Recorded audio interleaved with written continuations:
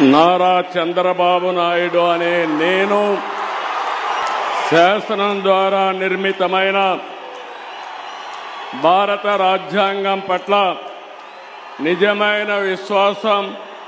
విధేయత చూపుతానని, భారతదేశ సార్వభౌమాధికారాన్ని, సమగ్రతను కాపాడుతానని ఆంధ్రప్రదేశ్ రాష్ట్ర ముఖ్యమంత్రిగా నా కర్తవ్యాలను శ్రద్ధతో, అంతఃకరణ శుద్ధితో నిర్వహిస్తానని, భయం గాని, పక్షపాతం గాని, రాగద్వేషాలు గాని లేకుండా రాజ్యాంగాన్ని, శాసనాలను అనుసరించి